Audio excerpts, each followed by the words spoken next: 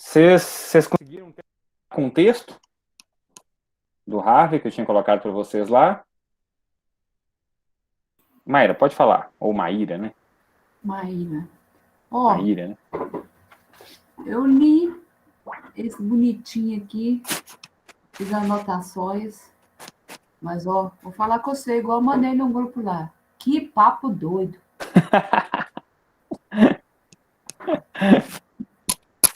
Que papo doido. Ô, Muito Igor, eu li. científico. Oi, Andressa. Eu li também uma vez, aí depois eu reli, fui ticando as partes que eu achava mais importantes, mas eu preciso ler de novo, eu acho. Sim, sim. Eu acho que eu Eu preciso também. ler Todos nós. 5 vezes. Fala a verdade, Muito nós. eu li uma vez, muita viagem. algumas esse livro. coisas eu entendi, outras não, aí eu vou reler eles de novo mais para frente, ou talvez essa semana ainda, ou na semana que vem, que tem coisa para ler de geomorfologia e de geografia agrária ainda, então a gente tem que dividir bem para conseguir ler tudo. Sim. Tá. Oi, Igor. Na segunda Oi. vez vai melhor. Poucas Sim. vezes eu apanhei tanto de um texto, viu? Apanhei. É mesmo? Eu ia e Olha. voltava, eu assim, gente, eu não entendi nada. Eu mandei no grupo, será esse texto é muito doido ou eu que tô doida? O texto é difícil. O texto ele tem a sua dificuldade mesmo. Ele é bem grande também, né, Igor? Ele é até um pouquinho grande. Eu tinha pensado em colocar um do Lefebvre sobre o espaço, mas o Harvey é um geógrafo, né? Então eu preferi prestigiar um geógrafo. Ele vai e volta no espaço absoluto, relativo, relacional. Eu não quero saber de espaço nenhum mais. Mas, no final de contas, ele vai lá, se apropria. Assim, a aula de hoje vai ser. A gente vai tangenciar o texto, porque é interessante falar da trajetória do Harvey para a gente conversar sobre uma acha que eu queria trazer para vocês, que é essa ideia do positivismo, neopositivismo, tá? Que é o ponto 2 lá. Semana passada a gente conversou sobre ontologia, né? Sobre a questão do trabalho, né? Como é que o trabalho modifica a natureza e essa modificação nos modifica também. Falei um pouco da epistemologia, que é o próprio é o conhecimento do saber, né? É a prática do saber, é a prática de buscar o conhecer, né? Então a gente conversou sobre isso. Eu falei assim, olha, então vamos pensar na geografia. Esse texto do Harvey, ele até não é, assim, não é um dos textos muito conhecidos dele, não, sabe?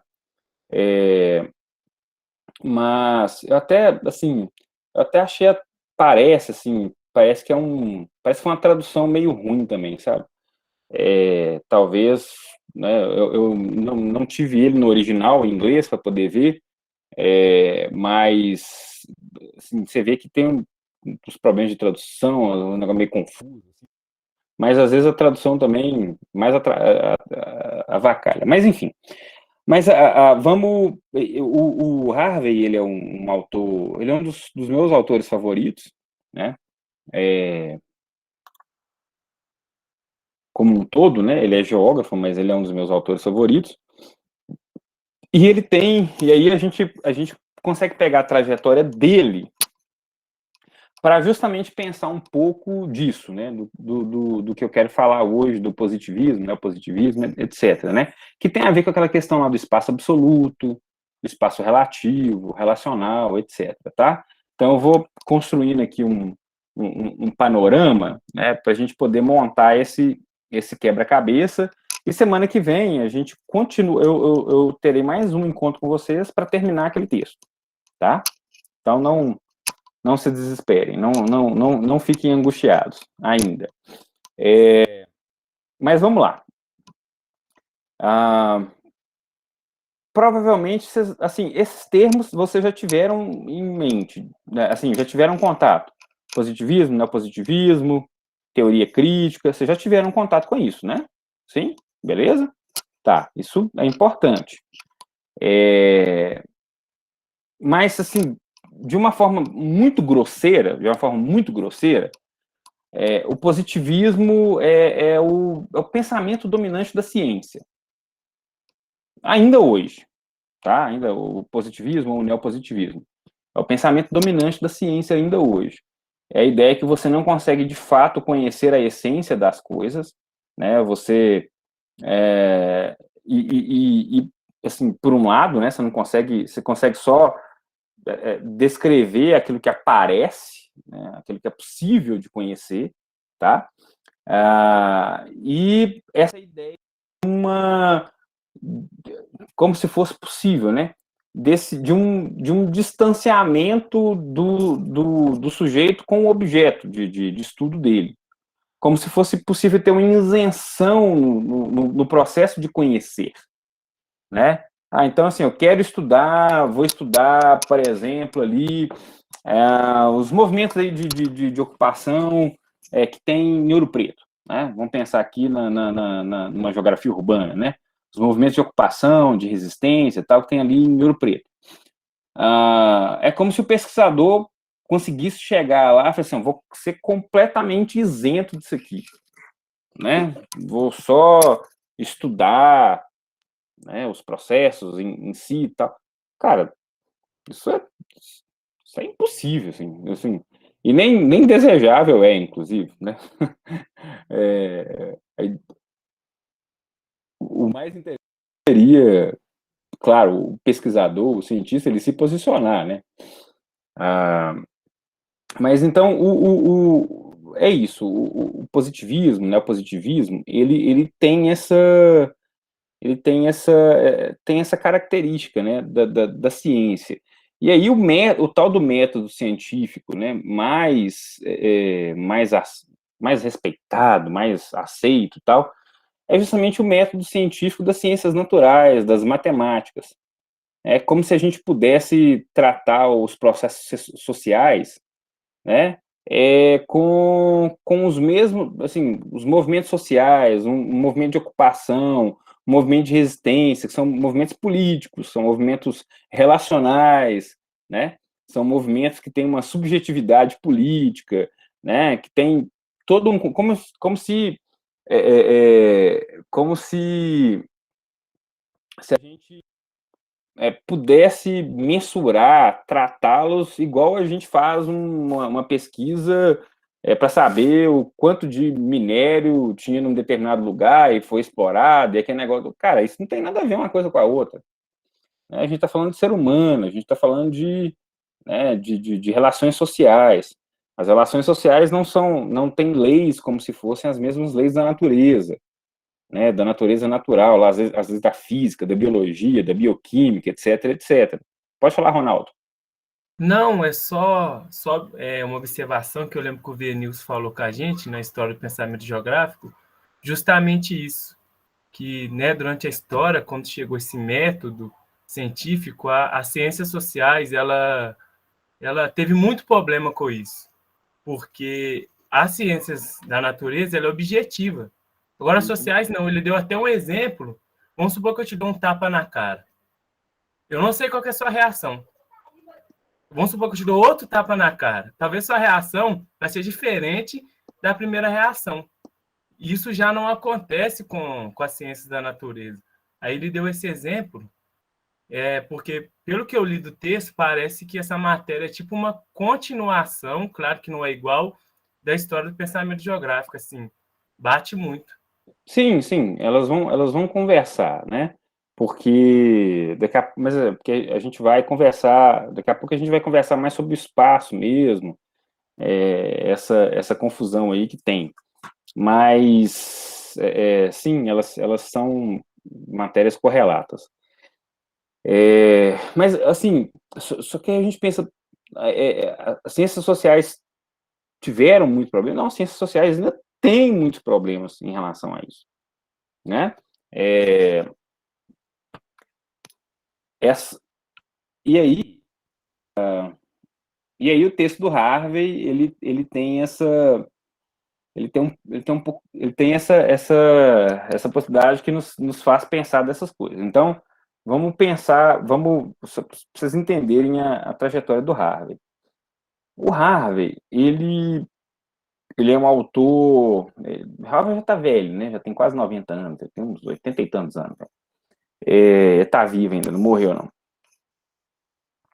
O Harvey, ele escreve um livro, né? O primeiro livro dele. O primeiro livro dele chama Explanations in Geography, né, que é explanações em geografia. E é um livro neopositivista por excelência. Ele vai tratar a geografia e o espaço nos termos da teoria quantitativa, da teoria teorética quantitativa, né, bem, aí já esse espaço absoluto, esse espaço abstrato, esse espaço cartesiano, esse espaço que é a tábula rasa, é o espaço do mapa, é o espaço do computador, né? Então, o primeiro livro dele, e olha só, e é muito interessante que é um livro que é clássico, né? Ele não tem tradução em português, mas ele foi um livro que influenciou muito o pensamento da geografia, que ele lança esse livro no final dos anos 60. E ele se torna um marco dessa geografia, que eu sei que lá na história do pensamento geográfico vocês devem ter passado por isso. A tal da teoria, né, da geografia quantitativista, teorética quantitativista, neopositivista e tal. Então, assim, olha, cara, o que a gente precisa de saber do espaço cabe no mapa, cabe num satélite, cabe né, num georreferenciamento, etc. Porque o espaço é isso aí. A gente, né, espaço absoluto, né? É o que ele está chamando no texto lá dele do espaço absoluto. É esse espaço teorético quantitativo. Aí a questão é, esse espaço ele não existe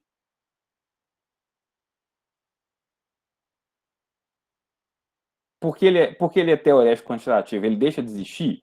A gente pode pensar nele nesses termos ainda? Sim ou não? Não? Tem certeza? Ou será que pode?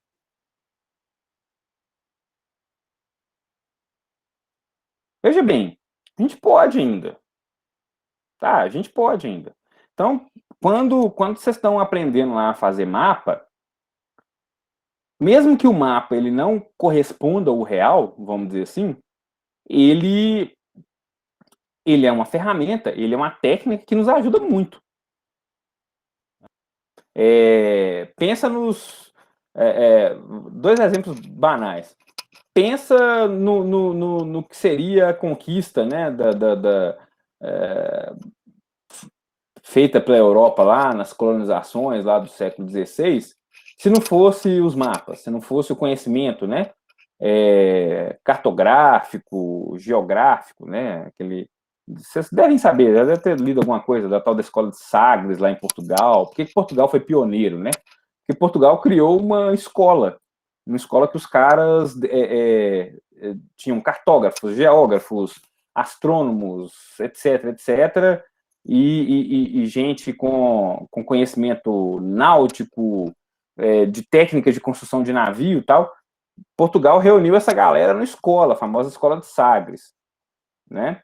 E aí eles conseguiram juntar o conhecimento que eles tinham, né, de cartografia, dessas coisas assim, e de conhecimento marítimo, conhecimento de técnicas de navio, e Portugal conseguiu, né, o pioneirismo em chegar lá, né, fazer o que Portugal fez e Espanha também, porque os dois estavam muito, muito, muito perto, então veja bem, o espaço absoluto, ele, assim, de certa forma, ele existe mesmo, porque esse espaço do mapa, esse espaço do território, né, das fronteiras tal, ele... Ué, cadê? Sumiu. Ele também existe, né? Mas ele não dá conta de explicar o que é o espaço e o que é a geografia. Entendeu? Vocês estão ok? Ok? Que é a própria... Então, aí volto. Eu falei assim, vamos usar o Harvey para pensar nisso aí. Então, esse livro do Harvey, se não me engano, ele é de 1969. Um negócio assim. E aí, o segundo livro dele chama... Esse tem tradução em português, chama A Justiça Social e a Cidade. A tradução já, né? É essa, A Justiça Social e a Cidade. E é um livro, e esse livro é de 1973, se não me engano. Esse já é um livro, aí é um livro muito interessante. Por que é um livro interessante? Porque o Harvey, o livro ele é dividido em 3 partes. O que ele chama da parte 1 lá de estudos liberais, na parte 2 lá, estudos críticos, né, marxismo, sei lá, alguma coisa assim, e a terceira parte é a síntese. Né?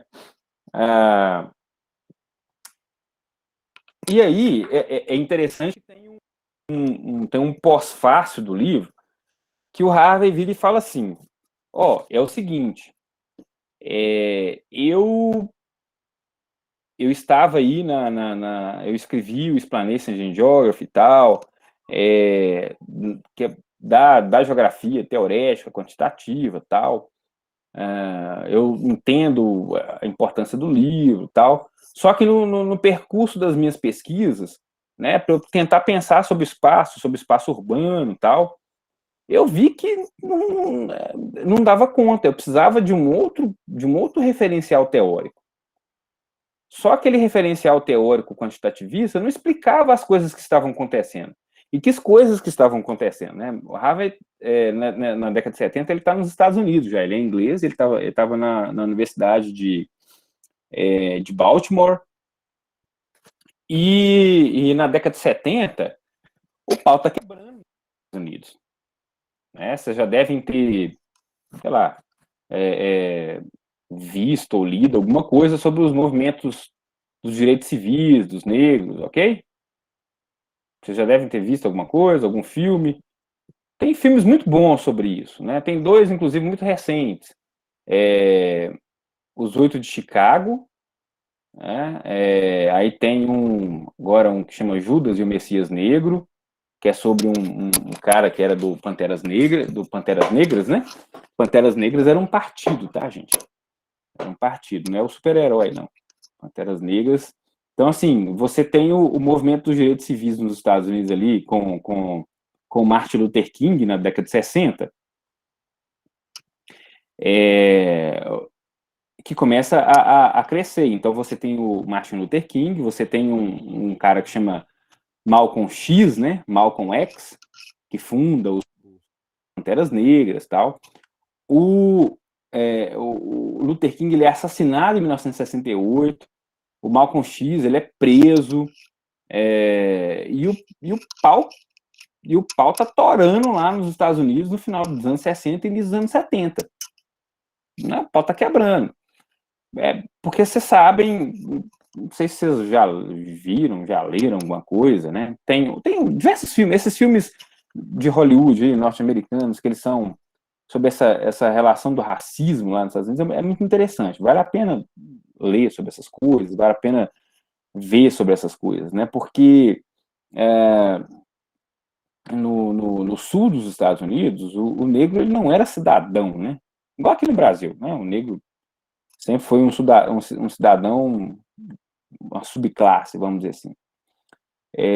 Mas nos Estados Unidos isso era muito louco, porque enquanto estados mais ao norte, né, ali, as tais das 13 colônias lá, Nova York, os estados, eles eram, né, não tinha isso. Nos estados do sul, né, o negro ele não podia fazer nada, ele não tinha direito a voto, ele não era um cidadão, né?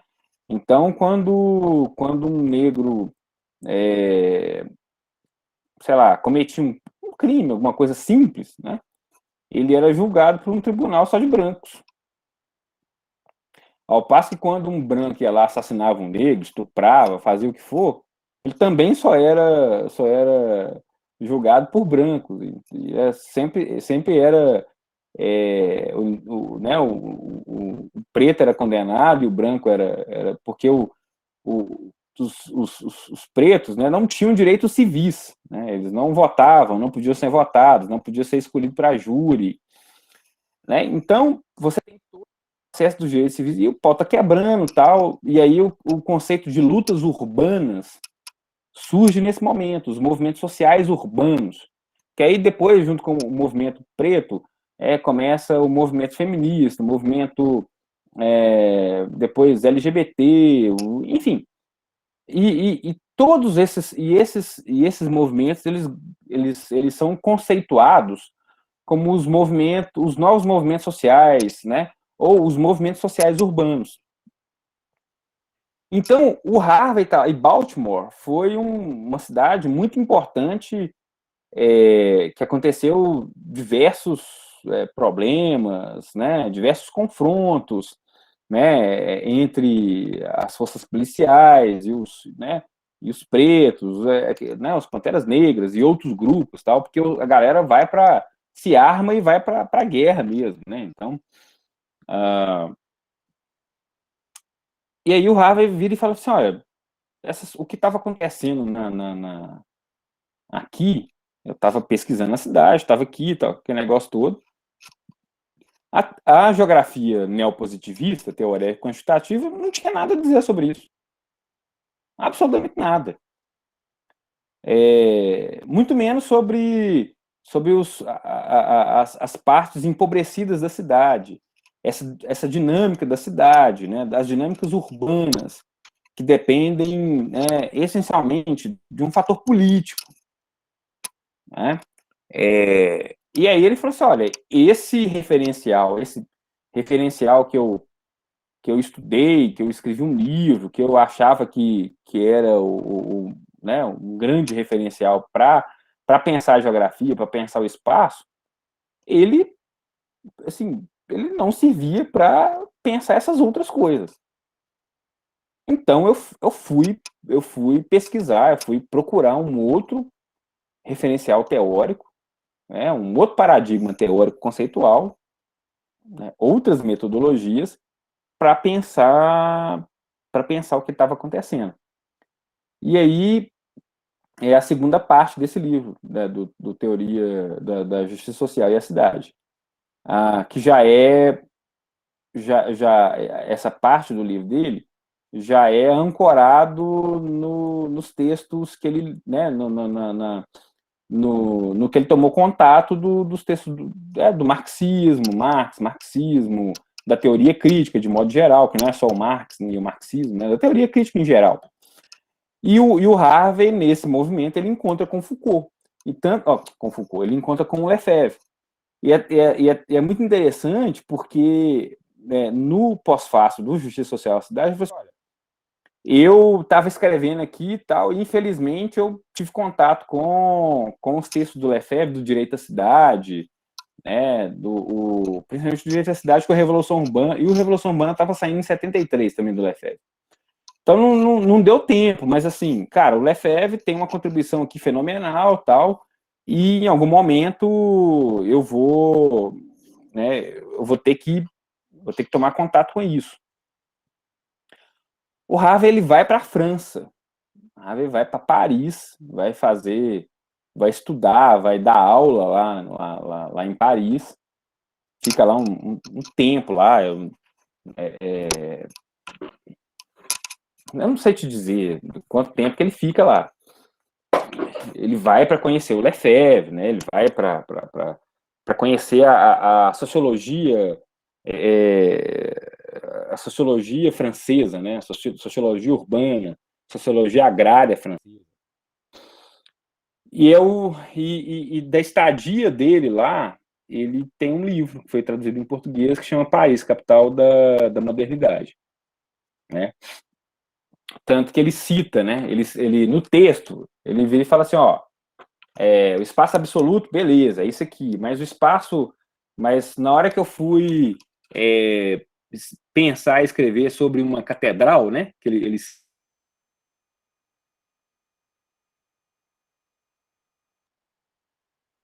de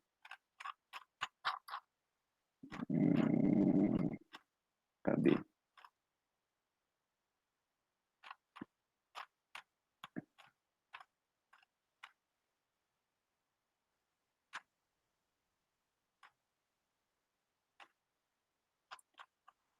Achei que eu tinha anotado aqui, bosta, mas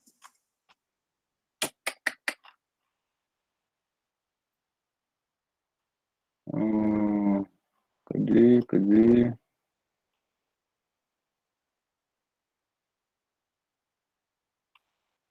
ele fala muito do Marco Zero, né? A catedral, a Basílica de Sacré-Cœur, né? Que está lá, aparece lá na página 15. Né? Quando ele vira e fala assim, a concepção absoluta pode ser perfeitamente adequada para as questões de delimitação da propriedade e determinação de fronteiras, mas ela não auxilia em nada na questão sobre o que é a praça Tiananmen, né, ou Ground Zero, Marco Zero, lá em Nova York, ou a Basílica de Sacré-Cœur, né? Essa Basílica de Sacré-Cœur, o Harvey ele dedica nesse Paris, a capital da modernidade, uma parte grande, né, sobre ela, porque ela tem, porque, assim, é uma basílica importante, lutas políticas, enfim. O que o Harvey está falando?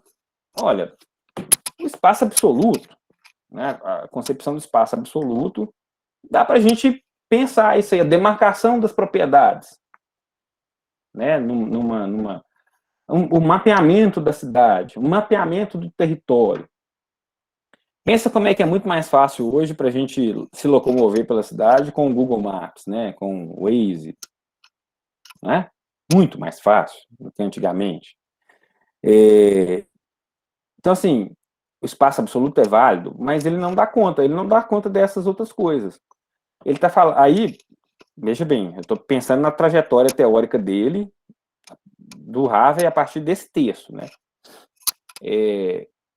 Então, quando o Harvey foi se deparar com as questões lá de Baltimore, dos Estados Unidos, tal, ele falou assim, bom, vou ter que procurar um outro referencial, que é esse do país, fica lá, conhece o Lefebvre, aquele negócio todo, tal. E aí ele, né, a partir dali, ele falou assim, olha, a gente tem que pensar o espaço sobre uma outra dimensão também, que é essa dimensão relacional, né? Essa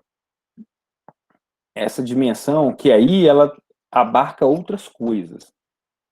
Ela abarca o afetivo, ela abarca o simbólico,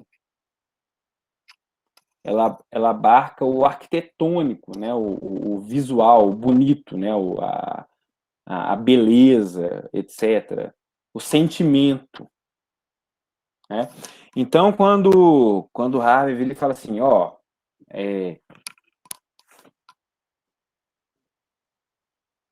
um conceito de espaço absoluto não explica o que é o Marco Zero da cidade de Nova York.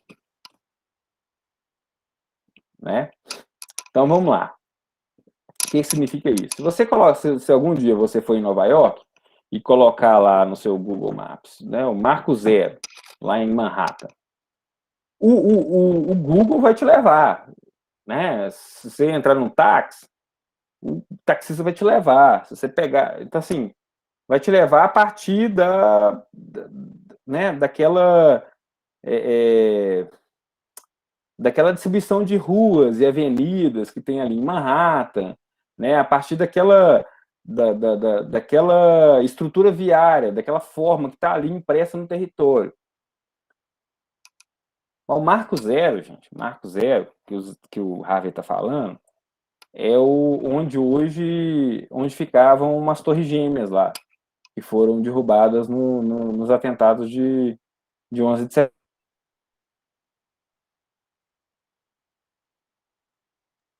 É mais do que um lugar, aquilo ali não é um simples lugar, aquilo ali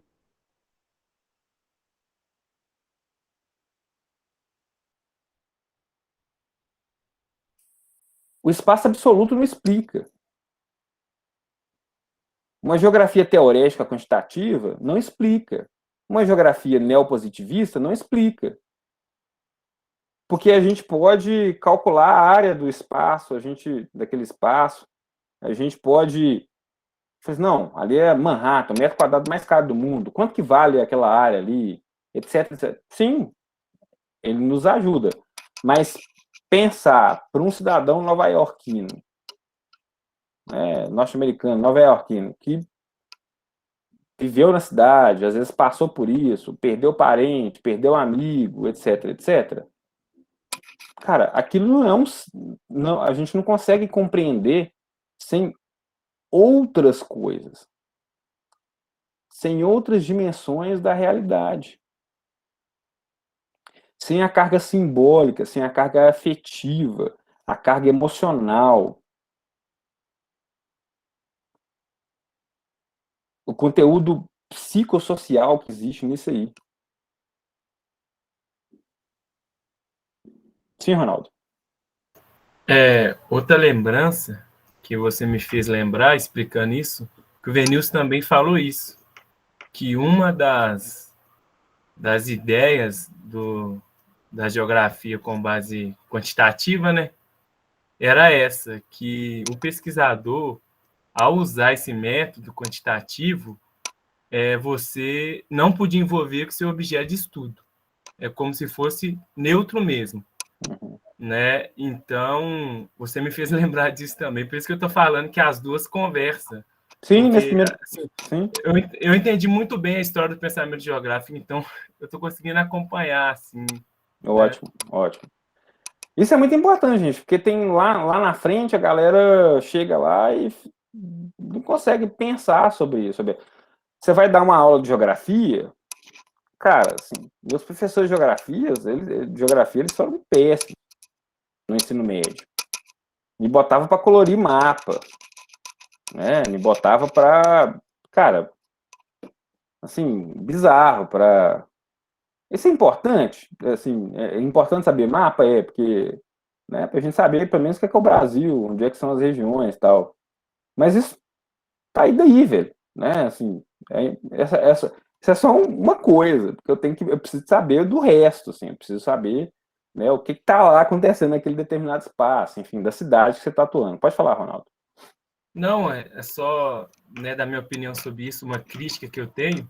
Acho que todos os métodos, eles são válidos, né, não existe nenhum perfeito, mas, assim, essa questão de neutralidade, eu acho que é um descaso com o social, porque vamos supor que eu estou estudando um povo.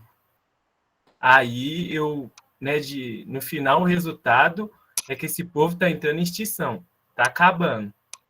Aí beleza, eu não já fiz o que eu queria, já está aqui o resultado, mas eu não faço proposta de intervenção, eu não procuro proposta de intervenção com isso, não me relaciono com esse povo. Eu acho que é um descaso mesmo com o social, né? Isso é só apenas um exemplo, mas a gente tem vários, né? No final das contas, Ronaldo, a ciência positivista e neopositivista, ela é uma ciência burguesa, é uma ciência capitalista, que é uma ciência que está lá para constatar a realidade, vamos dizer assim, mas não está lá para refletir e modificar a realidade. Entende? Lá, quando o Adorno e o Horkheimer escrevem lá o Dialética do Esclarecimento, né, ou Dialética do Iluminismo, vamos colocar assim, no final lá do primeiro grande excerto deles lá, eles terminam assim, falam, no final das contas, o esclarecimento virou uma mistificação das massas. Porque eles, né, essa ideia cientificista, né, que a gente vai conhecer as leis sociais e tal, mas objetivamente não vão... O que nós vamos fazer com isso, né? Que é a diferença da postura de da teoria crítica, né? Vamos dizer assim, a teoria crítica, a gente é capaz às vezes de conhecer não a totalidade, né? Mas uma parte da essência das coisas para a gente poder justamente ir nela, né? Ir no cerne da questão e propor transformações. A gente vê até, Igor, que depois disso vem uma contraproposta, que é a geografia crítica, com base marxista. Sim. Né? Pelo menos estou tentando lembrar aqui. Depois vem ela. Então a gente vê que é difícil, viu? Então, a teoria, o que a gente chama de teoria crítica, ela vem justamente para fazer isso. Assim, por que é o Marx? Né? Porque o Marx ele fala assim, olha,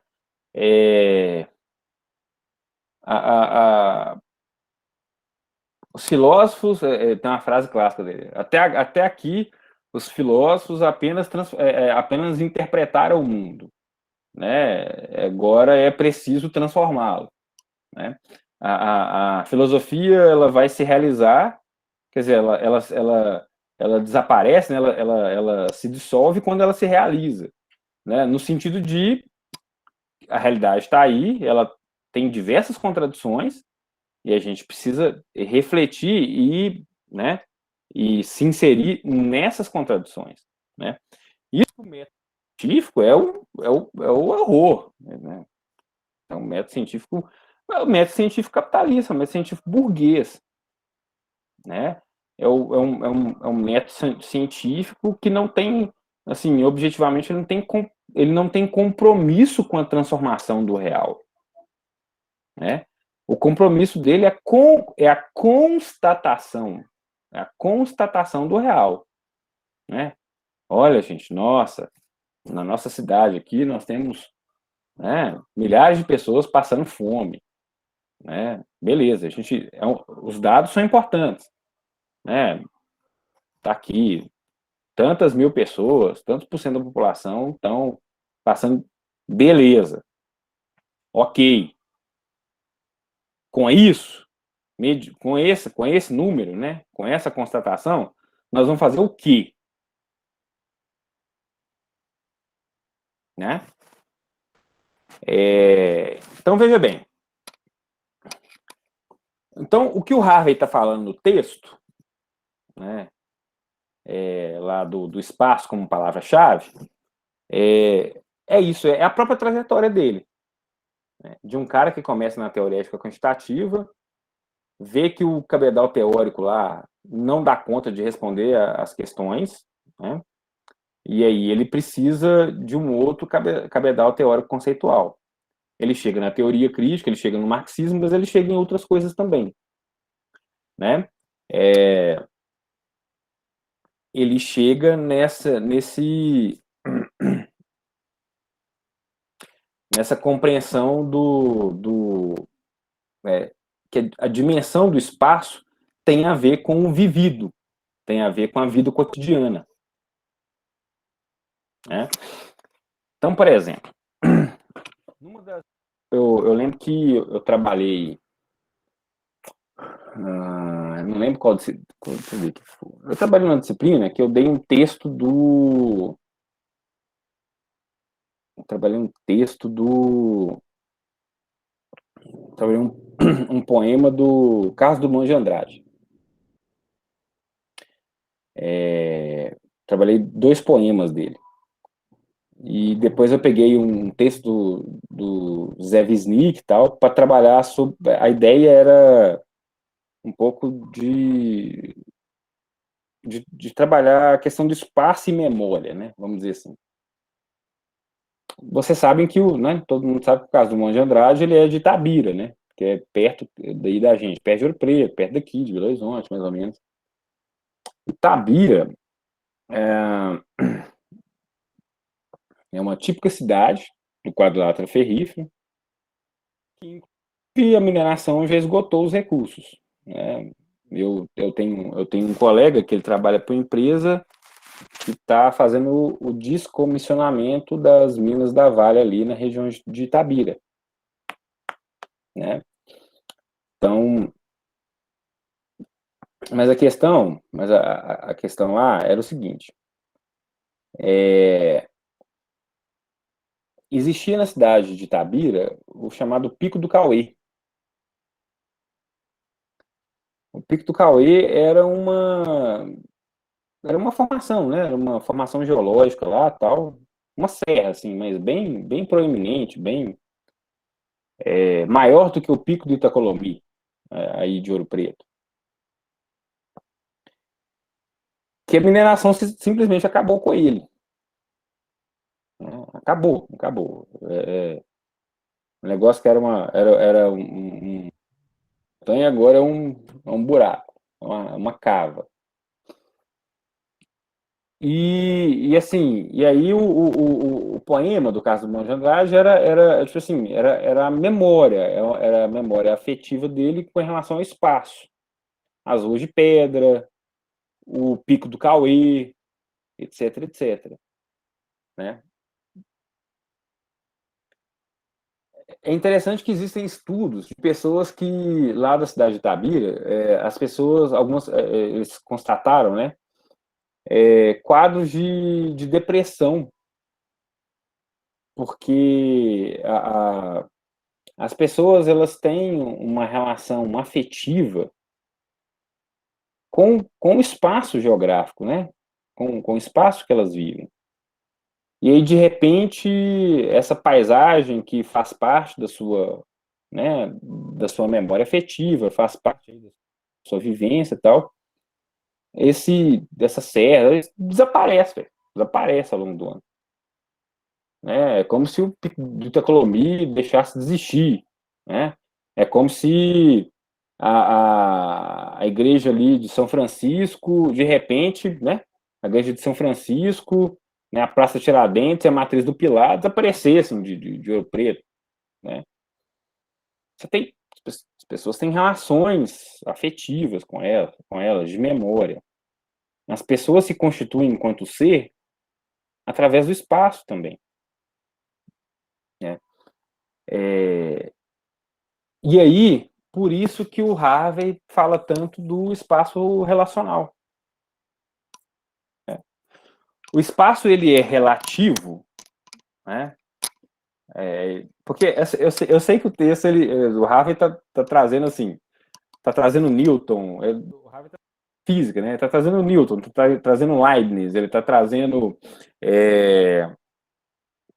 conceitos da física, da mecânica quântica, né, da teoria newtoniana e tal, vai fazendo esse jogo, tal, mas assim, objetivamente, só para explicar, a teoria do espaço absoluto, em Newton, é dos grandes corpos celestes, né?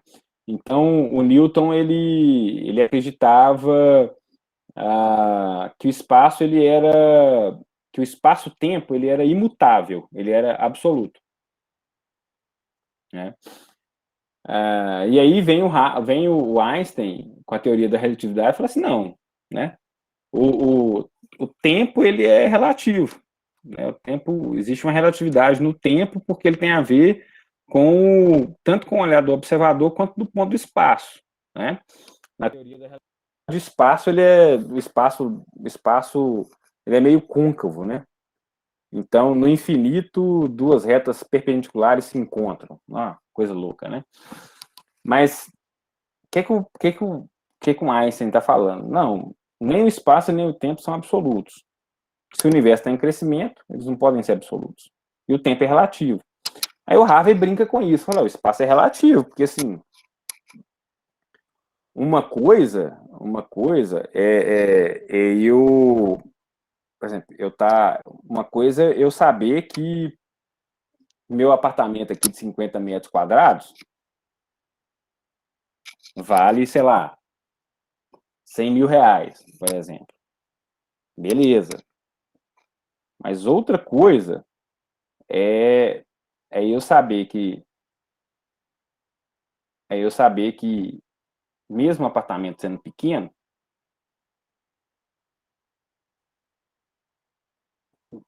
duas ruas acima da minha rua aqui, né, onde eu moro aqui, em Contagem, tem pessoas dormindo na rua. Que nem esses 50 metros quadrados aqui, desse espaço, do meu apartamento, do meu espaço absoluto aqui, nem isso as pessoas têm para poder cobrir as cabeças dela. Então, a gente não consegue resumir as coisas em um conjunto de dados, né? Por isso que o espaço ele é tanto relativo quanto ele é relacional, né? Eu aqui com minha esposa tenho uma família, eu e ela somos uma família, né? Existem relações afetivas e amorosas aqui. Então a gente pega esse espaço que não era nada e transforma ele num lar.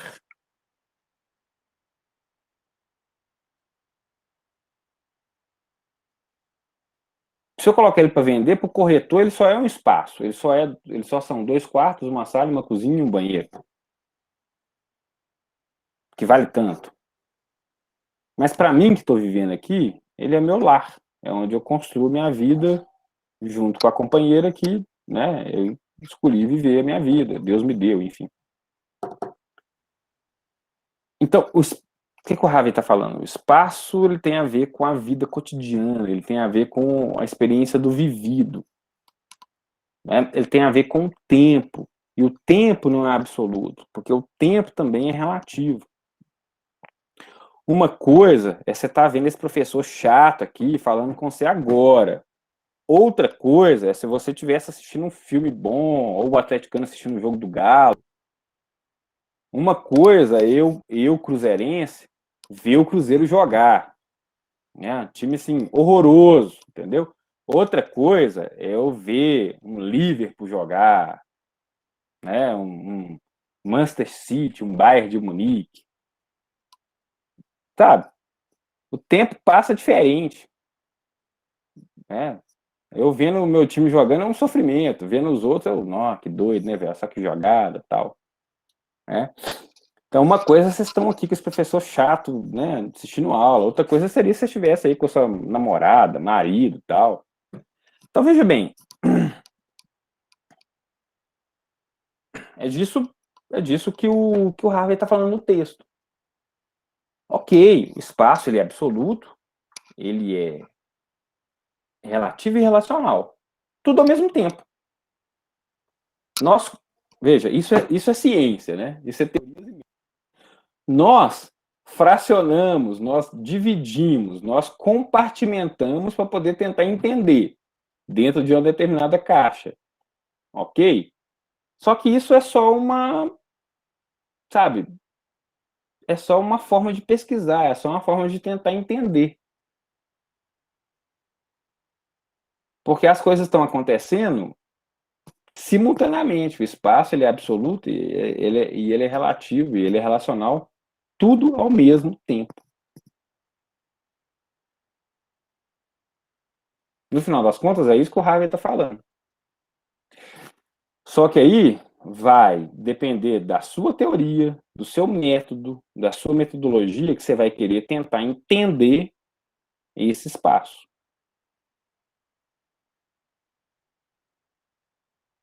Vocês estão me entendendo, gente? Mais ou menos? Pode falar. É um imbróglio, né? Porque, tipo assim, é muita coisa, né? Igual você falou, depende do que você quer estudar.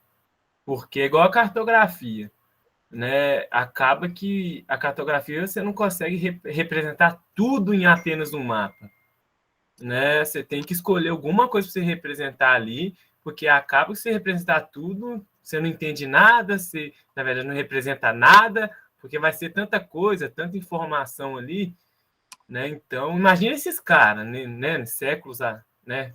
Séculos atrás, tipo assim. Sim, por exemplo, um mapa, né? Se você for fazer um mapa que contenha as características do lugar, o mapa vai ser um por um, né? O mapa do Brasil vai ser do tamanho do Brasil. Não tem, então é brasileiro. Se você quiser representar o real, né? Mas é um tipo de abstração. Né? Gente, eu vou ali pegar uma água, tá? Só um minutinho, por favor.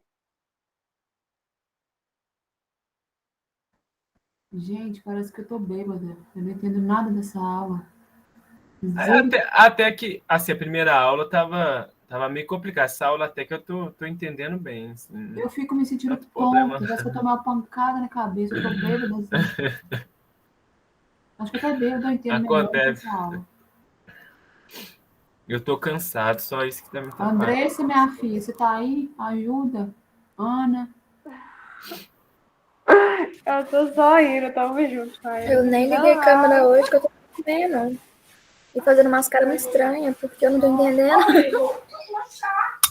Minha mãe gritou no fundo. Andressa, melhorou o que você tinha entendido da apostila? Que pra mim, ó. Eu vou te falar um negócio. Ao invés de ler 5 vezes, eu vou ter que ler 10 agora.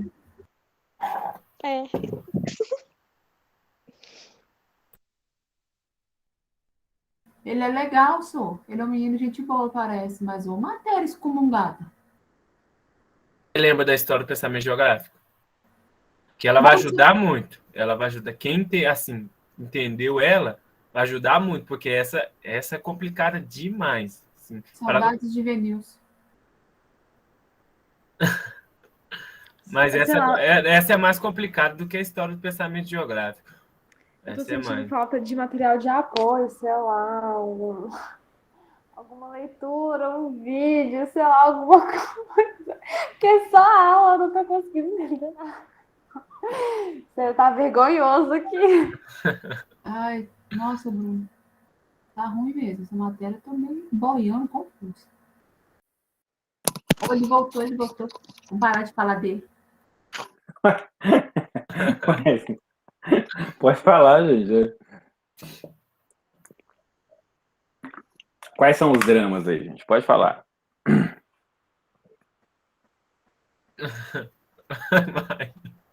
Ai, Pode falar, gente.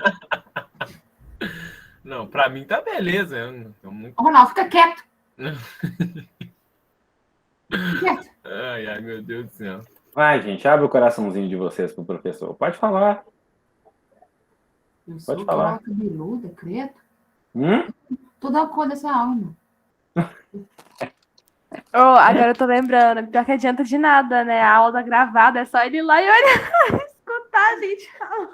Não tem problema, não. Nós não falamos nada que ele Não, não tá não se falando. falou nada demais, não. Nós estamos falando só sobre o conteúdo mesmo, que eu particularmente hoje estou muito Tá cansada. difícil. Eu Não, particularmente estou muito foi só cansada hoje. que eu falei que quem entendeu bem história do pensamento geográfico vai ajudar muito nessa matéria como apoio. E falei que essa é mais complicada do que a história do pensamento geográfico. Só isso que eu falei. Tá. Gente, assim, muito provavelmente, assim, aqueles assim, os slides lá que eu vou disponibilizar eles depois, tá? Para vocês, tal. Cara, mas assim, eu sei que a didática não é a melhor, mas não tem como conversar sobre teoria da geografia sem conversar sobre essas coisas, assim, sabe? Não, sim, Hum, inclusive até falei fisiologia, você e tudo, mas é porque realmente é tudo muito subjetivo, né? Esse texto que você deixou. Eu quase que tive que ler ele com. Eu ia e voltava, eu ia e voltava, eu ia e voltava. E eu tô hoje particularmente muito cansada. Meu uhum, filho foi diagnosticado com autismo, a gente está fazendo umas terapias lá em Itabirito, que aqui em Mariana não faz, a prefeitura prefere pagar o transporte para Itabirito do que fazer aqui, abrir aqui um centro para tratar. bizarro. Cheguei, era 6h20, 18h20. Uhum, Hoje eu tô, uhum. além do conteúdo para mim ter sido pesado, porque ele foi passear comigo para eu ler enquanto ele fazia terapias, porque ele entra sozinho.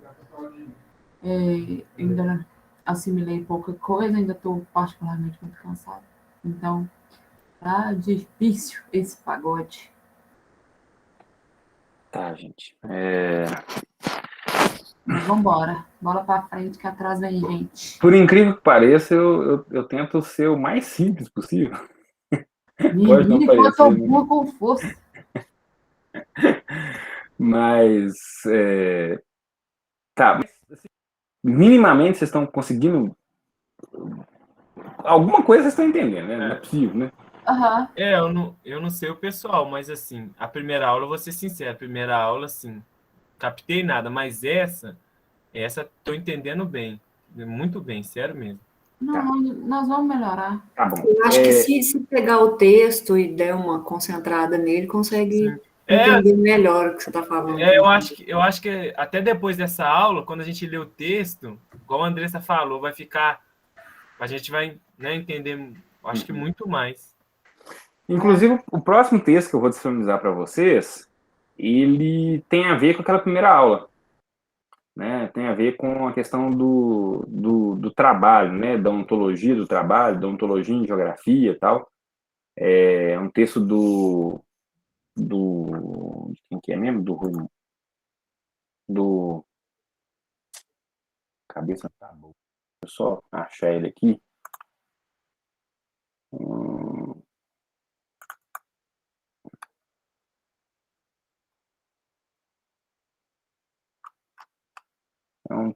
texto do... Ué, gente. Rui Moreira. O texto do Rui Moreira.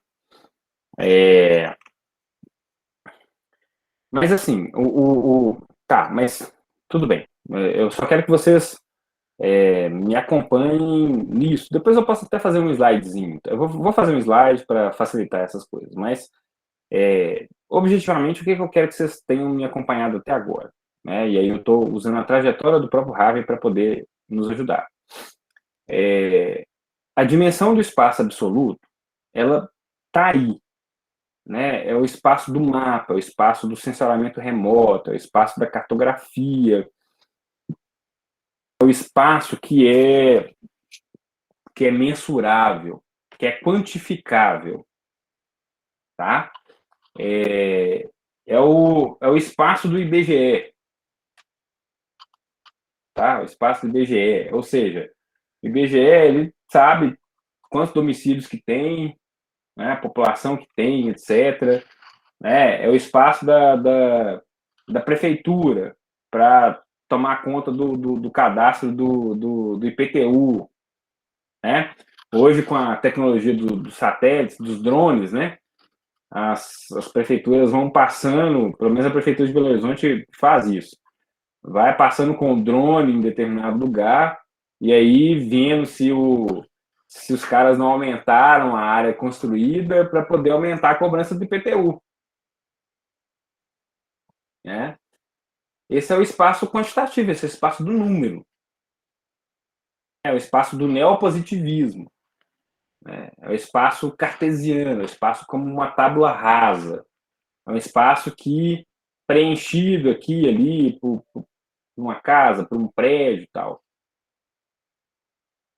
Ele está aí. Ele faz parte da nossa vivência. Tá? Aí eu falei com vocês, o Harvey, o primeiro livro dele é sobre isso. Explanações de Geografia é sobre a geografia teorética quantitativa, a neopositivista. O Harvey entendia que a geografia era aquilo, né? Que aquela matriz, aquele paradigma teórico resolveria a questão do objeto da geografia, o espaço, né? Os métodos para se entender esse espaço geográfico.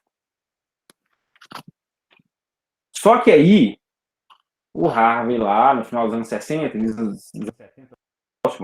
se depara com os movimentos sociais, com a questão racial, dos novos movimentos urbanos, etc., etc., e fala assim, olha, a geografia neopositivista, teorética, quantitativa, não explica o que está acontecendo, não dá conta de explicar o que está acontecendo. Eu preciso ir para outra coisa, eu preciso beber em outras fontes para poder entender. Então, ele foi para a teoria crítica. Aí ele começou a entender o espaço como relativo e relacional, como um produto social, tá? Que corresponde a uma determinada sociedade, etc, etc. A gente vai conversar mais sobre isso, tá? Então, e aí ele lança um livro, Justiça Social à Cidade, que é o encontro desses dois momentos, desses dois paradigmas. A primeira é o teorético quantitativo e o segundo é o da teoria crítica do marxismo. E a síntese, né? E a síntese, o que ele vai chamar de síntese depois, tá? Veja bem, a primeira parte do livro não renega, ela explica bastante coisa, mas ela explica, vamos pensar assim, ela consegue, vamos dar exemplo simples.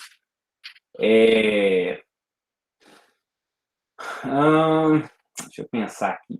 Exemplo bobo, vamos pegar Ouro Preto aí como exemplo bobo, mas que diz muita coisa. Por exemplo, vocês sabem que essas casas do centro ali, do centro histórico, elas custam uma fortuna, né? Ok? Vocês sabem disso, né? Você sabe que se um cara for vender uma daquelas casas ali, custa para cima de 1 milhão. Vocês sabem disso? Sabe, né? Se a gente for pensar em termos absurdos, vamos dizer assim, Uma casa que foi construída 300 anos atrás, caindo aos pedaços às vezes, né? Com um padrão de construção horroroso, né? Pensando né? Nos nossos dias. Tipo assim, se a gente for olhar o material de construção, o desenho, etc, tal, se a gente só for olhar nesses termos, uma casa daquela ali não poderia valer R$1 milhão nunca. Vocês estão concordando comigo? E cheio de imposições, né? Que até para você mexer, você tem que manter o formato original, as cores originais. Sim. A gente tem uma casa aqui em Passagem e era tudo no mesmo lote. É uma casa muito grande aqui na mina de Passagem. A casa dos patriarcas, né? Dos mais velhos, eles faleceram. E os filhos que moram no mesmo lote, só que cada um tinha o seu casarão dentro desse lote, queriam reformar, né? Só que aí eles procuraram a prefeitura e tal. Acho que só para o IFAM aprovar o projeto era 300 mil. Né? Mas aí existe toda uma máfia, né, por trás, porque era só um engenheiro tal que podia fazer, não sei o que, e era esse 300 mil. Eles jogaram a casa no chão. Falaram, então tá bom, não vou reformar, não. Jogaram a casa no chão. Cada um já tinha sua casa. É um sítio com um monte de casa, uma piscina no meio, muito bonito. A casa dos mais velhos, eles faleceram, eles queriam reformar. Só por uma questão sentimental mesmo. Só que aí, só para entrar com o processo do coisa no IFAM era 300 mil. Cada um já tinha sua casa, não era para eles morarem, efetivamente, era só uma coisa sentimental mesmo. Então, jogaram no chão. Vai, Ronaldo. Não, eu só ia falar que o interessante disso é a gente pensar numa obra, num quadro. Tem obra que eu vejo que eu falo assim, eu nunca vou dar esse valor numa obra, mas eu não sei a história que está por trás, eu não sei quantos anos que existe essa obra, né? E a gente, como ser humano, a gente tem dessas coisas, né? Estipular valor para as coisas, né? E talvez o dono fale, nunca eu vou vender por esse valor. Ele fala, está caro demais. Até isso até pro artesanal, né? Então, assim, isso também cai muito, né, nesse exemplo, né? O Harvey, inclusive, tem um texto dele, de um outro cara, eu acho, que chama Arte da Renda. Ele vai escrever sobre isso, né? Sobre a obra de arte, tal, né? Como é que o capitalismo dá essa virada cultural, começa a sobrevalorizar, né? Mas enfim. Mas olha só, se a gente, então, vamos pegar, a gente está pensando ali na casa no centro, que se a gente for pensar o padrão construtivo e arquitetônico, R$1 milhão nunca. Mas ela vale R$1 milhão, né? O que faz aquela casa valer R$1 milhão? O local em que ela foi construída, geralmente. Tá, mas o que tem nesse local? Algo, nesse caso, algo ligado à história da cidade. A história da cidade. Onde tudo começou e tal. Nesse caso. Tem casas que até hoje tem até aquela plaquinha, né? As casas que a cidade de Ouro Preto, no centro, tem muito isso. Uma plaquinha, quem morou, ano, a história da pessoa. Uhum. Né? A maioria são de Portugal, da Espanha também. São os colonizadores do Brasil. Né? Então, por causa da história. Então, veja bem, o preço de uma casa no centro de Ouro Preto, que vale mais de R$1 milhão,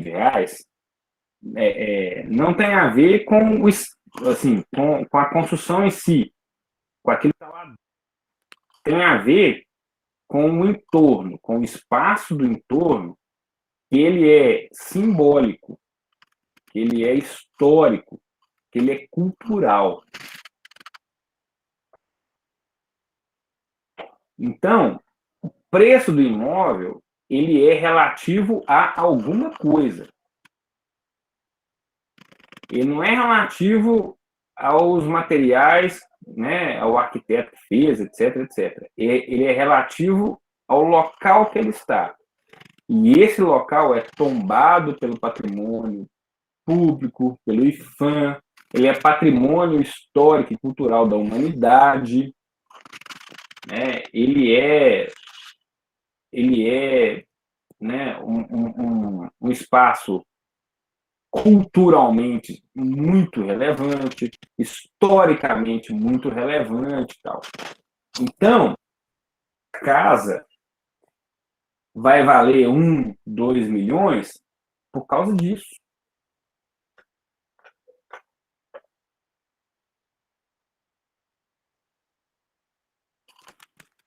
Se Ouro Preto não fosse tombado, se Ouro Preto não fosse patrimônio histórico, né, cultural da humanidade, se Ouro Preto não fosse um museu, né, a céu aberto, de um período histórico importante do Brasil, é da América Latina, né? Ouro Preto foi a principal cidade. No auge de Ouro Preto era a maior cidade da América Latina, a principal cidade da América Latina. América Latina não, das Américas, né? Ouro Preto era maior do que Nova York. Né? Se não fosse por isso, a casa valeria lá o valor dela, normal. Né? 200 mil, 300 mil, 400 mil, não sei. Nunca 2, 3, 4 milhões de reais. É disso que o Harvey está falando no texto. Se a gente for só pensar em termos do espaço absoluto, né, em termos do espaço como mapa, como só, né, como número, como território, a gente não consegue entender essas outras coisas. A gente não consegue entender o conteúdo histórico, o conteúdo sentimental, o conteúdo cultural de um determinado lugar, de uma determinada espacialidade. É disso que ele está falando. E nós, da geografia, né, a geografia ela é um ramo do saber muito peculiar, porque a gente fica aí há muitos anos, há dezenas de anos, martelando, remartelando, tal, reafirmando o objeto da geografia, né, a cientificidade da geografia, né? Talvez a geografia seja o único ramo do saber que fica nisso, né, velho? Fica martelando isso. Porque o objeto dela não é tão simples de se compreender e muito menos exclusivo. Porque se um historiador for escrever sobre Ouro Preto, ele vai escrever sobre o espaço de Ouro Preto.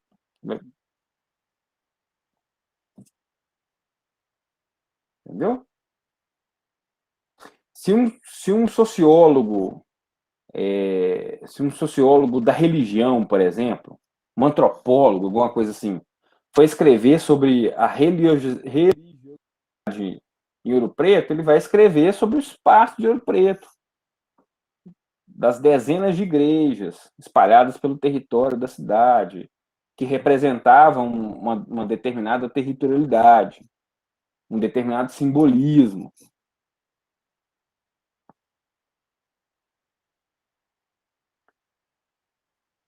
Sim, pode falar. Ô, Igor, aí eu vou colocar um ponto aqui. Mas você não acha que na hora que ele for registrar isso, né, para ele provar isso, esse método científico, ele pode barrar ele, de registrar um estudo desse, validar um estudo desse, né, dependendo, né, do que ele for estudar, né, da linha desse método, dessas teorias que ele for buscar. Ele quem? Quem vai estudar? O estudioso que vai estudar, por exemplo, ou a religião, ou um sociólogo que vai estudar o social mesmo ali do local. Do que um cara que vai estudar, por exemplo, o relevo. Uhum. Não, então, isso aí já é uma discussão um pouco mais para frente, que aí nós vamos conversar sobre... Desculpa, então. Não, sim, eu estou falando assim, mas mais para frente que a gente vai conversar um pouco sobre a própria ciência, né? Sobre a ciência moderna. Né? Então nós vamos conversar aí um pouco com o Boaventura de Souza Santos, vamos conversar com uma outra galera, né? Para pensar sobre a própria ciência, a ciência dita moderna, essa ciência, esse modelo de ciência, né, que predomina aí. Mas, assim, para você ver que loucura, né? Eu sou um geógrafo e minha tese de doutorado tem a ver com religião. E eu não espacializo a religião, que eu acho que é bobagem, né? É uma tese de religião e política, né? Aí eu falei assim, cara, como é que você fez isso? Porque no final das contas eu não fiquei reafirmando, assim, não precisava de reafirmar o pensamento geográfico, vamos dizer assim. Porque a geografia está ali. Eu estou estudando, né, o neoliberalismo, os ambientes urbanos, etc. E como é que essas contradições ali do ambiente urbano, sobre as relações capitalistas, sobre as relações neoliberais, né, destruturam tanto as relações sociais na cidade, né, que sejam, né, movimentos religiosos e políticos que a gente vê no Brasil hoje. Olha só, ponto de partida. Não precisei falar assim, olha, o objeto da geografia é o espaço, né, tal. Não, porque o espaço ele é isso aí, ele é normal.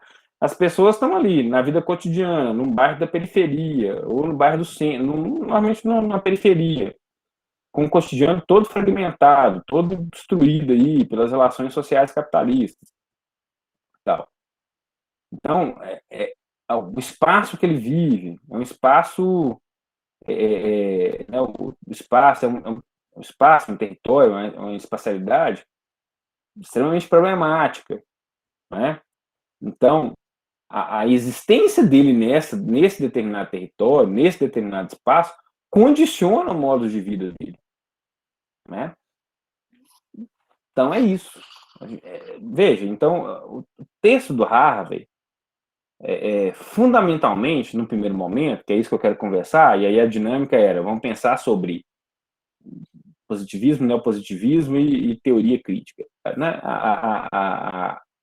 A questão é, bom,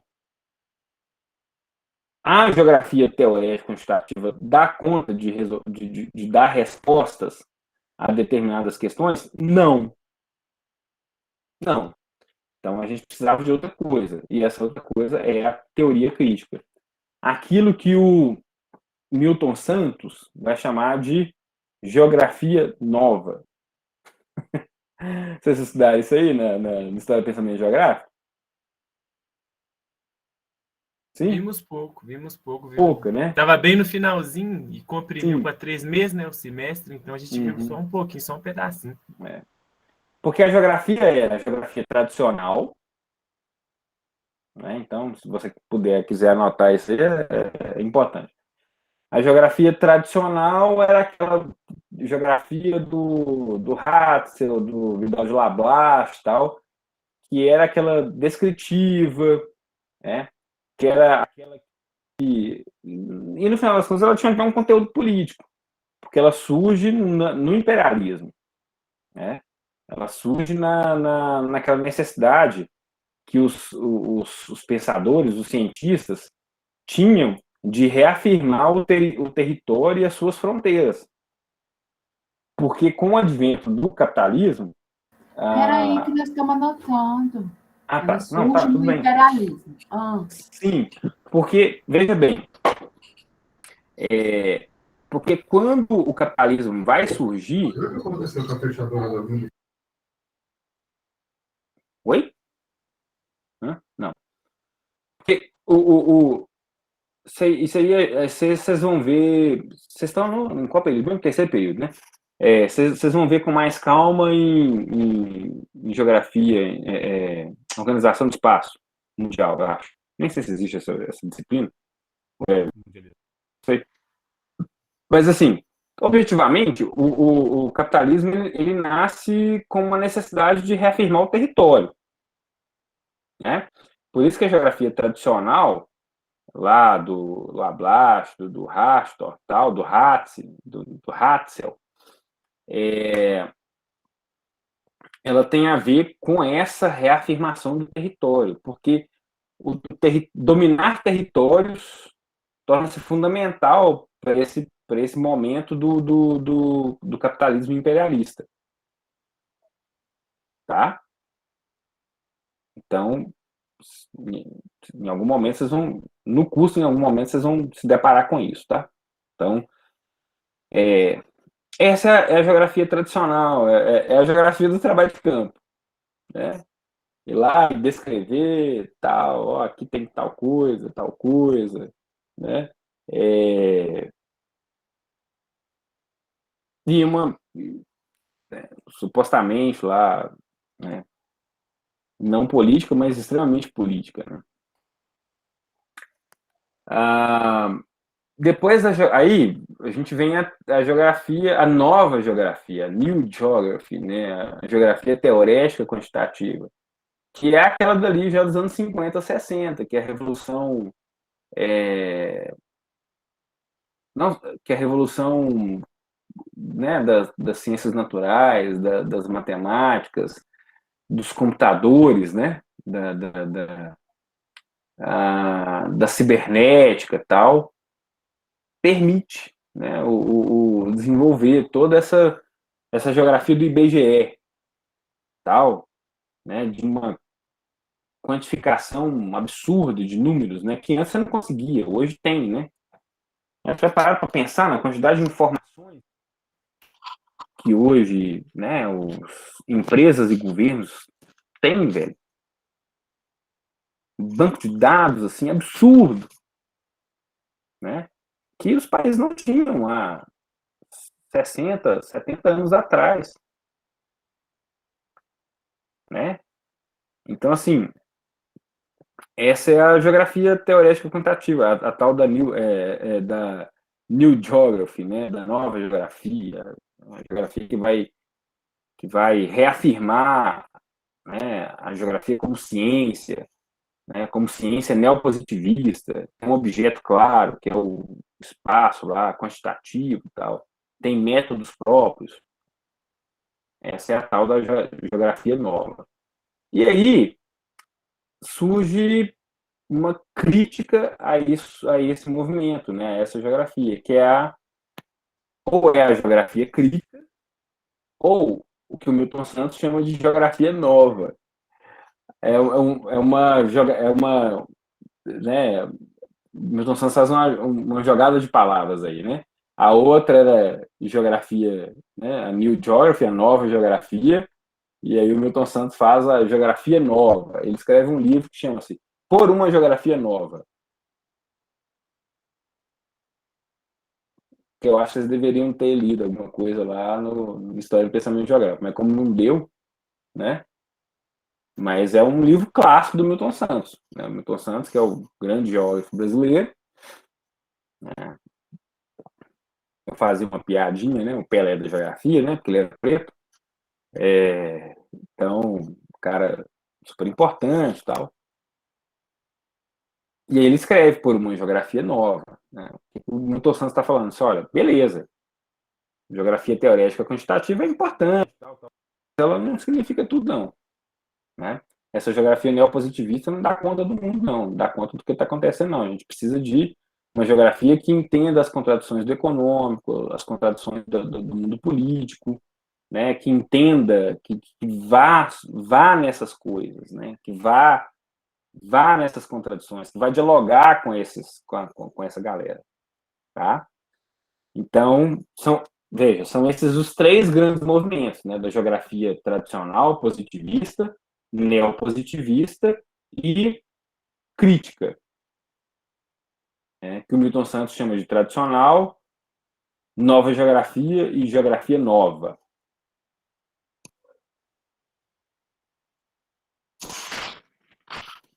A geografia nova seria a geografia crítica? É isso? Sim. É isso, né? É isso. É porque o Milton Santos, gente, ele não é marxista. Ok? Então, apesar dele, né, ter uma interlocução, uma certa interlocução com o marxismo e tal, Milton Santos ele era existencialista, ele era sartriano, né? Então ele mexia lá com o existencialismo e outras coisas assim.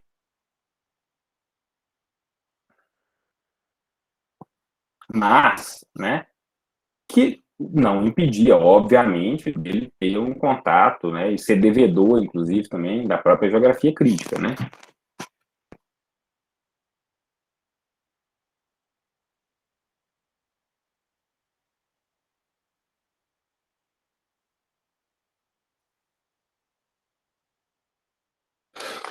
Porque, fundamentalmente, gente, aí voltando para o texto do Harvey, o que o Harvey está falando lá, quando ele fala do espaço relacional?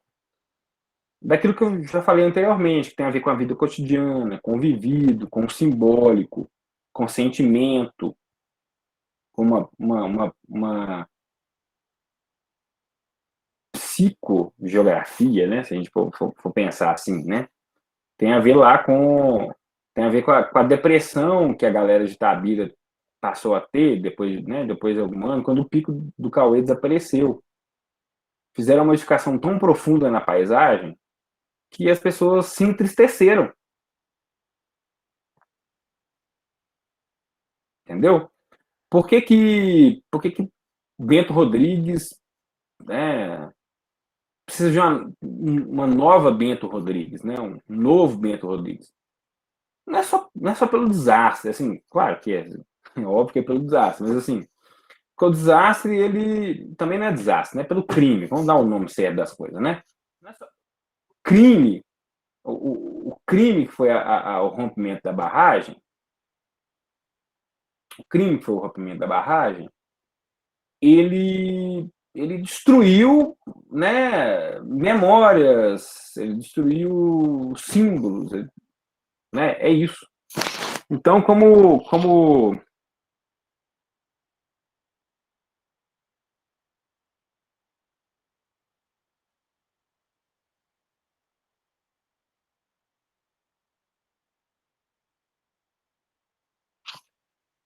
ele destruiu modos de vida, né? Então, não faz sentido. Como é irrecuperável, você precisa de um outro lugar, né? Que, obviamente, não vai ter nada a ver com o primeiro. Não tem nada a ver com o primeiro. Então, você tem uma outra. Então, veja bem, as pessoas elas entraram em depressão não só porque elas tiveram perdas materiais e perdas humanas, né? Mas elas entraram em depressão porque elas foram desterritorializadas, né? Elas foram arrancadas de súbito dos seus modos de vida, né? E aí é curioso essas coisas, porque assim, é curioso, mas não é só curioso, né? Você vê como é que a questão ela é sempre política, né? Tá aí agora o STF para votar o tal do marco temporal, né? Lá dos indígenas. Então, se a gente for pensar só em termos do espaço absoluto, né? É o território que os indígenas querem, né, querem lá, ser deles, né? O X lá por cento do território, sei lá, da reserva, tal. Em termos absolutos, né? Em termos quantitativistas, né, é o seguinte: aí, gente, qual é o problema de pegar lá um pedaço? É terra pra caramba pros índios. E não vou pegar um pedaço e minerar e abrir, não sei o quê, beleza, né? Então, se a gente for pensar nesse tema agora, gente, tem a ver com modo de vida, velho. Os caras querem continuar vivendo do jeito deles lá. A Índia tem celular, tem televisão. E daí, velho? E daí? Ele não deixa de ser índio, não. Ele não deixa de ter a religião dele, o modo de vida. Não é porque ele tem, sabe? Cara, é tão burro certas coisas, né? Que a gente fica até revoltado com a burrice. Né? Não é porque o cara tem celular e tem não sei o quê que ele vai deixar de ser alguma coisa. Né? Tem a ver lá com preservação, com uma forma de vida. Né? Que os caras querem continuar lá, do jeito deles. Né? Com as relações sociais, né? Com as relações com o modo de vida deles. Com a forma com que eles entendem o espaço. Né? Eles entendem a natureza de uma forma muito diferente que nós entendemos, porque a natureza ela é quase sagrada para os caras. Né? Uma outra relação. A relação nossa aqui, do homem branco, né? Do homem capitalista, do homem moderno, o negócio é o seguinte, não, ali, debaixo ali, mesmo, tem minério de ferro desse, né? Tem ali recursos naturais maiores, não sei o quê, debaixo da Raposa Serra do Sol, debaixo não sei de onde. É mesmo, tem essa riqueza toda ali, mas, bicho, tem que meter o trator nesse negócio, entendeu? É a lógica do capital, tal. Um homem moderno, um homem da Faria Lima, né, o cara do mercado financeiro, né, o cara só enxerga cifrão na frente dele. E ele não consegue compreender os outros modos de vida, as formas com que os habitantes, né, nativos enxergam a natureza. E aí ele, no alto da sua, né, nossa, eu sou o bom da boca, ele desqualifica, ele, sabe? Porque ele está enxergando aquilo lá só como um espaço absoluto, só como uma fonte de riqueza. E os povos originários estão enxergando aquele espaço sob modos de vida, sob uma outra ótica completamente diferente.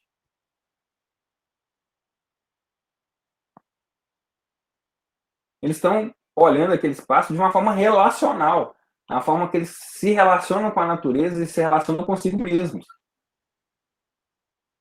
Vocês estão compreendendo? Ok? Cabe a análise do espaço absoluto ali? Claro que cabe. Cara, tem zilhões de dólares, de reais, de recursos ali em alguns lugares. Não são todos, mas em alguns lugares. Beleza. E aí, como é que nós vamos fazer? Entendeu? Então, tem a ver com isso. Olha só, sabe, é muito doido isso. Aí o STF está lá para definir se o marco temporal faz sentido ou não. Né? Deve ser, se é constitucional ou não. Porque né, o paradigma que a galera daqui está olhando é o paradigma do espaço absoluto. É da fonte de recurso, de riqueza. Né? Não é o paradigma do espaço relacional, do espaço do vivido, da vida cotidiana lá, dos índios lá, dos povos nativos.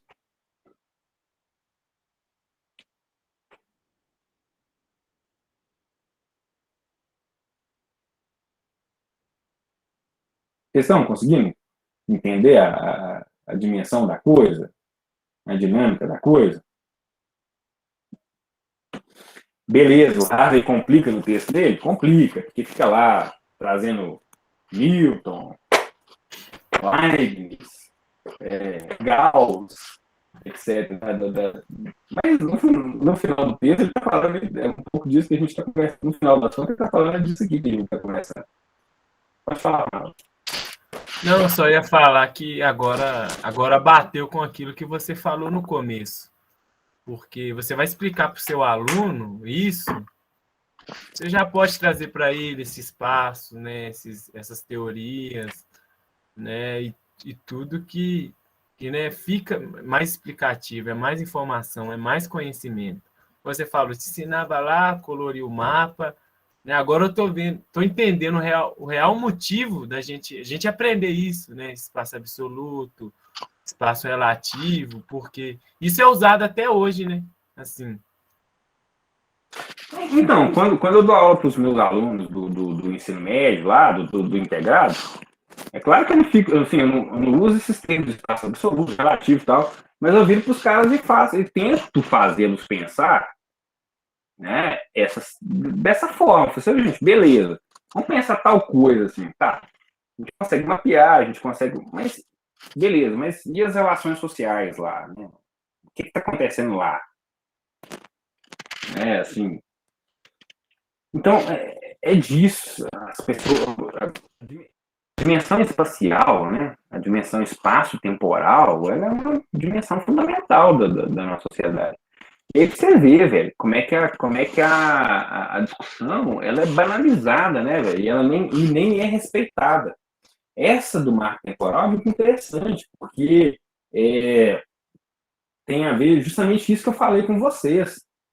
Tem a ver com o modo que os povos originários dessas terras lidam com o espaço deles, véio, com o espaço de vida, com o espaço-tempo deles. Sabe o que é complicado para mim entender às vezes? Eu entendo, mas eu falo que é ridículo, porque algumas pessoas que estão à frente para discutir e votar isso. Você vai fazer reforma da Previdência. Beleza, claro que tem que ter um estudo, tem que ter um economista, mas a maioria das pessoas que estão lá discutindo isso, elas nunca trabalharam na vida. Elas nunca ficaram sem um saco de arroz em casa, sem deitar no travesseiro e pensar na conta de luz no mês que vem, do aluguel no mês que vem. Entende? Então, peraí, como que esses caras vão discutir isso? Os caras nunca passou fome, os caras nunca trabalhou na vida. Entende? Então, né, como eu disse, é importante ter um economista ali, um cara estudado e tudo mais, mas assim, não é só isso, né? Eu acho que as pessoas que estão lá discutindo são as pessoas erradas, né? Pelo menos assim, é meu ponto de vista. Não estou falando que é a verdade absoluta, não. Uhum. Elas podem ser as pessoas erradas, não por má fé, mas por paradigmas mesmo. Entende? Exatamente. Economia, cara, eu andei muito com economista durante minha pós-graduação, sabe? Mestrado. Fiz amigos economistas, trabalhei com eles, publiquei artigo com um amigo meu economista, que hoje é professor da Federal do Pará. Cara, e assim, era muito, muito legal, porque ele era formado em História e em Economia, e aí ele fez um mestrado na Economia. E assim, ele era da teoria crítica, vamos dizer assim. E ele ficava assim, cara, bicho, é impressionante do jeito que os caras fazem economia, né? No final das contas,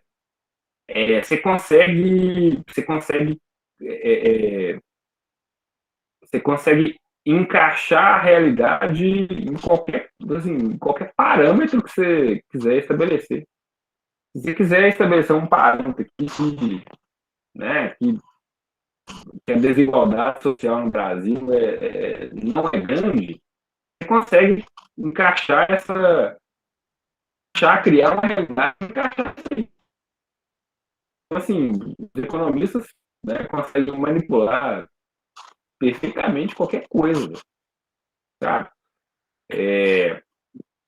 Mas não só os economistas, assim, todos os outros, que é isso que eu estou falando, tem a ver com o paradigma que está chegando lá para poder discutir. No final das contas, mas assim, a economia, para ficar na economia, a economia ela é o grande instrumento, né, ideológico da burguesia, entendeu?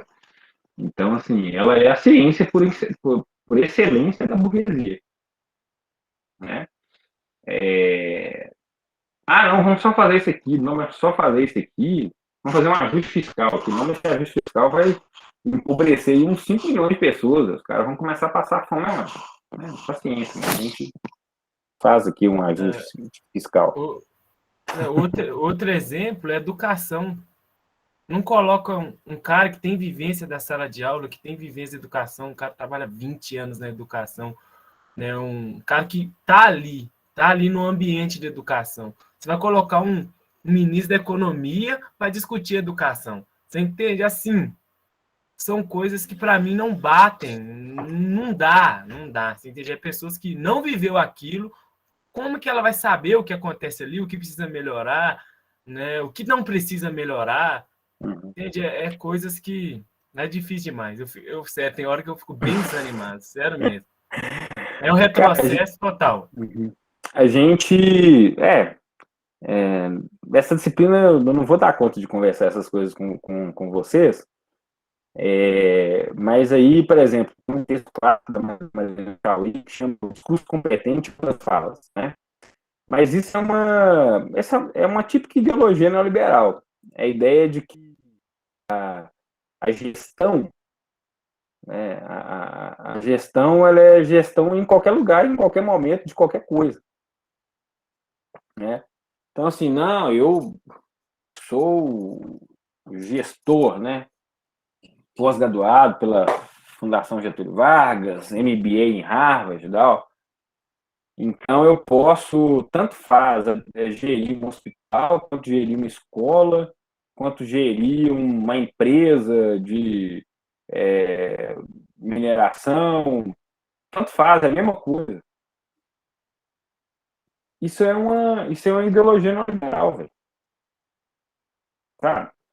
Então, pode ser que eu coloque esse texto da Marilena Chauí para a gente poder ler. Esse texto é muito bom, velho. O discurso competente, que chama.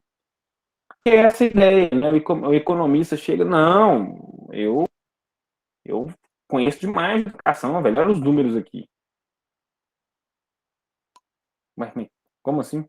Quantas vezes você já pisou na sala de aula? Nunca. Mas eu não preciso pisar na sala de aula. Eu preciso dos números aqui. Como é que a gente... Sabe? Então, assim, minha esposa, ela um dos cargos dela é de supervisão no Estado. E aí a gente acompanha muito, né, dos demais colegas professores, por causa dela, né, também, das discussões.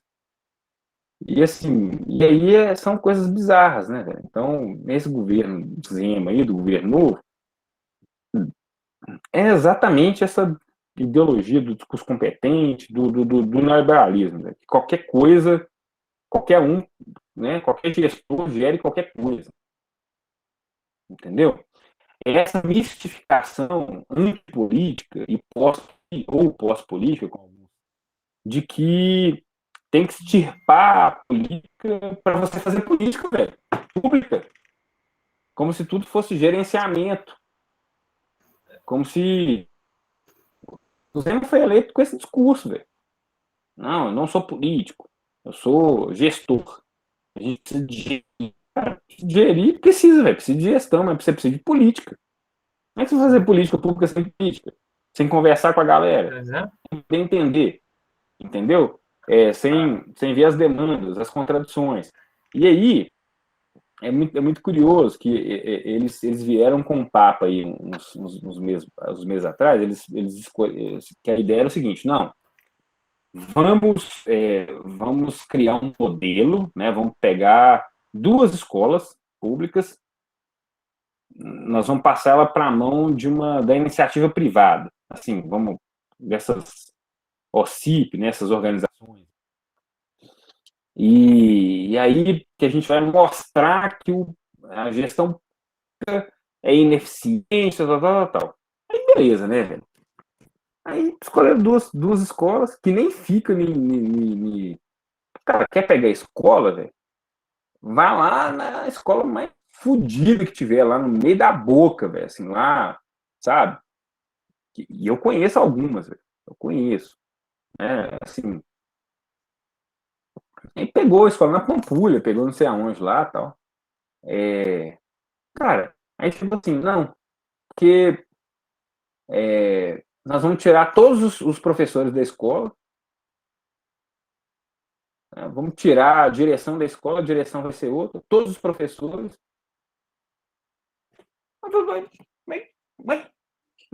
É igual essa ideia da escola militar, né, da militarização das escolas. Ué, gente, é muito... Ah, mas a escola militar tem bons números. Melhor que... Óbvio que tem. Os caras chegam lá, mandam todo mundo embora, contratam o que eles quiserem, né? Paga melhor, remunera melhor os professores, bota mais dinheiro na escola, gasta 2 vezes mais do que uma escola normal, né? Gasta. É óbvio que vai ter mais resultado. É óbvio. Você está colocando mais dinheiro, você está criando mais estrutura, está dando mais condição. Você está trazendo professores mais bem formados, né? Porque faz diferença, né, velho? Uma coisa é um professor, né, que é mais inexperiente, não tem uma formação tão boa. Outro é um cara, né, que já trafegou por aí e tal. Os professores muito melhores que já tiveram aí, professores muito bons que já tiveram no curso aí, muito melhor que eu, por exemplo. Mas, assim, a questão é essa. Uma coisa é um professor mestre, doutor, né? Cara, é óbvio que o negócio vai ser, o resultado vai ser melhor. Você não precisa nem, assim, aí eu fico pensando, mas é essa ideologia neoliberal, velho, de que não, o gestor da escola não precisa nem ser professor, velho, só precisa ser um gestor. Olha que maluquice, velho. Entendeu? Mas é isso. É a ideologia do discurso competente, é a ideologia do discurso neoliberal. Né? Que tanto, tem uma passagem do Lefebvre que fala assim: tanto faz contar toneladas de minério, quanto cabeças de gado, quanto. Como é que é a citação, velho? Quanto pessoas, negócio assim. Como se fosse tudo a mesma coisa. Entendeu? Pode falar, Ronaldo. Não, só para a gente voltar para a aula, tipo assim, acontece no Brasil e nem todos, na verdade, todos os países do mundo, né? Não todos, vou falar todos, que eu não gosto de generalizar nada. Mas, assim, o que os caras fazem? É a mesma coisa dos Correios. O que acontece? O que os caras fazem? Os caras manipulam a própria população para ter um discurso de privatização. Por que acontece? O que eu vou fazer? Eu quero privatizar os Correios. Então, o que eu vou fazer? Eu vou cortar verba, aí cortando verba, os funcionários, vai abaixar o quadro de funcionários, sua encomenda vai atrasar por conta disso, não vou conseguir dar manutenção, por exemplo, em todos os carros, caminhões, veículos, os correios, com isso o quadro de veículos vão abaixar, vai atrasar sua compra, e isso automaticamente manipula a sociedade para esse discurso, entendeu? Porque, como você falou, eu vou privatizar 2 escolas para a gente ter como modelo que funciona. Mas espera aí, eu privatizo essas 2 escolas, mas o resto eu vou começar a sucatear, que a própria sociedade você manipula a própria sociedade pela fortalecer, né, esse discurso. Eu posso trazer para a nossa realidade a Cineouro aqui em Ouro Preto. Não sei se você não mora aqui, né, mas você deve saber do que está acontecendo na cidade. Eles sucatearam o SEMAI até a população. Aí veio agora essa Cineouro, que privatizou, é a Cineouro, a empresa privada. E hoje todo mundo está brigando para tirar a Cineouro. Você entende? Então, e o povo pedia para a SEMAI sair. Você entendeu? Então, né, assim, tudo faz sentido. Ana, pode falar. O que eu ia falar sobre o que você falou da escola e qualquer coisa de gestão, eu penso que, assim, lendo Harvard, na minha opinião também, espaços públicos, seja ele qual for, é um espaço político. E para você entender e governar de algum jeito algum espaço, você tem que ver, porque o espaço que você vive como você tem que perceber como aquele espaço funciona. Porque a partir de tudo que você vê daquele espaço, daquele comportamento, reflete o que aquilo passou, entende? Então, o que eu entendi de Harvard também é que para a gente perceber como que o espaço a gente tem que entender o que aquele espaço está passando, quais são as influências dele, qual que é a política por trás disso, como que é a vivência daquelas pessoas. Então, para você governar, você não tem que ser um gestor, você tem que ver o amplo, né? Você tem que ver tudo que aquele espaço passa, porque você vendo o espaço, você vê quais as influências que aquilo traz para aquele lugar, entende? Então, por exemplo, você vê um espaço marginalizado, você não pode ver por gestão, eu tenho que melhorar através de regras, não, você tem que humanizar aquele lugar primeiro, porque aquele espaço reflete tudo o que está passando. Então, é um espaço político, acima de tudo, e é um espaço de humanização. Então, não pode só se gerar, tipo assim, assessorar aquilo sem ver ao todo. Então, o que eu penso disso é que a gente não pode colocar uma visão governamental de aquilo vai assessorar sozinho. Não. Então, eu penso que tudo que acontece naquele lugar é resultado de algo, né? É isso que eu penso. Sim. É por aí mesmo, né? Como diria o Lefebvre, o espaço é político porque existe uma política do espaço, né? Vocês já tiveram geografia urbana? Não? Acho que é semestre que vem, eu acho. Semestre que vem? Ou no que vem ou no outro. É um dos dois. É no quarto ou no quinto. Ah, tá. A gente vai ver isso aí. Não sei quem que vai ser o professor, se vai ser eu, se vai ser o Ramon, mas a gente vai conversar bastante sobre isso na geografia urbana, né? Então, enfim, se for eu ou o professor Ramon. Ramon, você tem contato com ele, né? Já, né? Sim. Então, mas é isso mesmo, tem a ver com isso mesmo. Bom, moçada, então assim, a gente caminhou metade do que eu queria caminhar até aqui. Aí semana que vem a gente caminha mais um pouquinho, tá bom? Aí vocês vão, né, reler o texto, quem não leu, leia, para a gente poder continuar caminhando, compreendendo melhor, né, esse nosso objeto, né, que é o espaço. Para a gente pensar, né, teoricamente sobre ele, né. Então, pode parecer que não, mas é isso que a gente está fazendo aqui. Então, alguma dúvida final? Uma questão?